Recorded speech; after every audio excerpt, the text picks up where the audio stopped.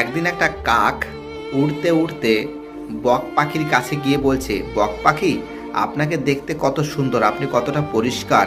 তো বক বলছে কি যে না না, আমাকে দেখতে কোথায় সুন্দর, শুধু আমি পরিষ্কার আছি, সব থেকে দেখতে সুন্দর হচ্ছিল আমাদের টিয়া পাখি। তো কাক উড়ে গিয়ে টিয়া পাখির কাছে গিয়ে পৌঁছেছে এবং টিয়া পাখিকে বলেছে, আপনার ঠোঁট দুটো কত সুন্দর লাল, আপনার আপনার যে শরীর আছে শরীরটা গাছের পাতার মতন সবুজ। টিয়া পাখি বলছে না না, আমাকে দেখতে কোথায় সুন্দর, সব থেকে বেশি সুন্দর হচ্ছিল ময়ূর। তো কাক উড়ে গিয়ে ময়ূরের কাছে গিয়ে পৌঁছালো এবং ময়ূরকে বলল যে ময়ূর, আপনাকে দেখতে কত সুন্দর, সবার থেকে আপনি সুন্দর। সমস্ত পাখির সঙ্গে আলোচনা করেছি, তারা সবাই বলছে সব থেকে দেখতে সুন্দর হচ্ছিল আপনি।